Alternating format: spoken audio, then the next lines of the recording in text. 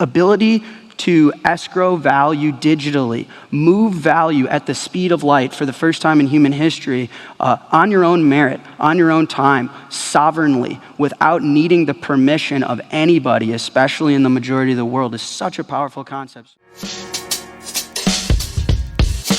Bitcoin is one of the most famous digital currencies used as a medium of exchange and payment method around the world. Since the Bitcoin invention, its adoption has increased a lot, but there lies many misconceptions about this digital asset.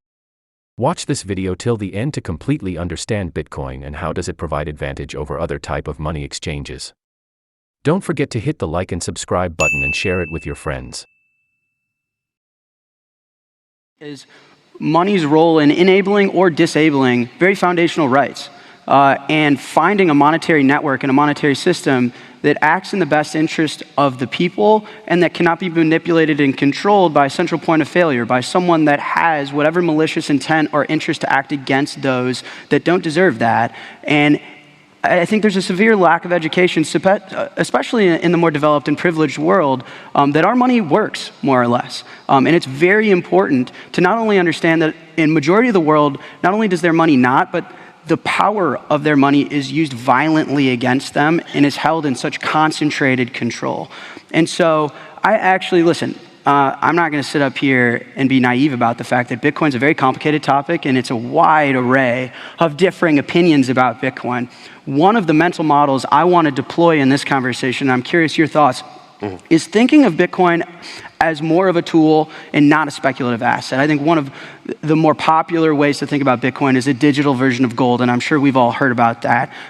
But what I want to try and instill and discuss very quickly is Bitcoin somehow, through very complicated engineering and just pure innovation, was able to create a monetary network and a monetary asset that carries properties that are very foundational to supporting human rights and disabling authoritarian regimes or dictators, right? And acting in the best interest of the people, and the people can rely on Bitcoin because it is uncensorable, unconfiscatable, is truly distributed. And if you think of it is a digital rock that lives amongst the clouds, is how I like to think of it. That's why I like to put it in this slide. It doesn't live under anyone other than the people in a distributed fashion. And using this tool, whether you think Bitcoin is going up or down, or you think to the left's opinion or the right's opinion, it's a very, very important concept to understand that the ability to escrow value digitally, move value at the speed of light for the first time in human history, on your own merit, on your own time, sovereignly, without needing the permission of anybody, especially in the majority of the world, is such a powerful concept. Just to try and put a little bit more words as to what Fode was alluding to, here's the power of Bitcoin as a tool.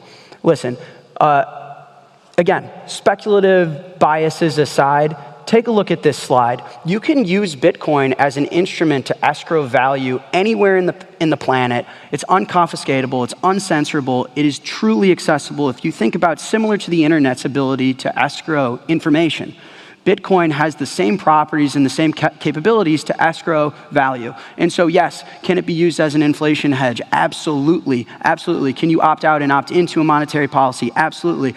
But it is actually also a superior payments network. It's a superior way to have native interoperability and connectivity to transmit value at the speed of light without the permission of anyone else. And so in this infographic, it's illustrating the ability for someone from the United States, presumably, to initiate a $100 transfer. So my company, for example, but many others, allow you to connect a bank account. You have no idea you're using Bitcoin. No idea. We use it because it's actually just a superior tool to escrow value anywhere in the world. Connect your Chase account, and you want to send $100 to Senegal. What the software is allowed to do, you take the $100, you convert it to Bitcoin behind the hood, you're able to escrow value at the speed of light, across an ocean, across a border, across different jurisdictions, across different regimes. And then that physical value physical digital bearer instrument. How do you digitally move a piece of paper? How do you digitally move a rock? You can't. You can digitally move a physical instrument in Bitcoin and it will land anywhere in the world, and then an ability to convert it back into the preference of the receiver. And so in that way, this illustration works if Bitcoin is $10, if Bitcoin's $100,000. If no one values Bitcoin other than a penny, we're able to do this and aid towards the fight for freedom, which is why we're here in Oslo, right? And so I don't know if you have any other context here, but it's a mental model that I think is tremendously, tremendously, tremendously important, is that Bitcoin is not only for those to hedge the Federal Reserve's CPI metric inflation that gets reported in the United States. It has an enormous, enormous potential to create interconnectivity and network effects globally and empower things that were previously just very simply not possible. Bitcoin internally as a payments company is we think of it as the global payment standard for the world. Think of it this way. There's an open, accessible set of instructions that if you integrate these instructions, you are interconnected with the entire planet to settle value at the speed of light and at no cost. And no one can tell you otherwise, and no one can deplatform you from that. And if you want to use it, you have every right. If you don't have to. But if you need to, you can. And that is the tremendous property that Bitcoin enables. And there's also one more point I want to highlight that I think is very important. In a lot of the places that money doesn't work, that we're trying to describe, in a lot of the places that money is not, there aren't resources allocated for money to act in the best interest of the citizens that very need it, Bitcoin uniquely, it has this property of being open. And it being open, and I'm curious your thoughts on this as well, is very important because of the network effects. So if someone in Senegal, for example, integrates this payment standard, they also share in the work of the world that's integrating on that payment standard. They also get the benefits that Jack Dorsey and Square and Block also are building on this. And so a potentially under-resourced, deplatformed, lesser privileged part of the planet gets to share in the work and the innovation of the world. And that's why open networks win. I don't care what over-controlling powers and overreaching that you do, you cannot, freedom prevails, and that's why we're here.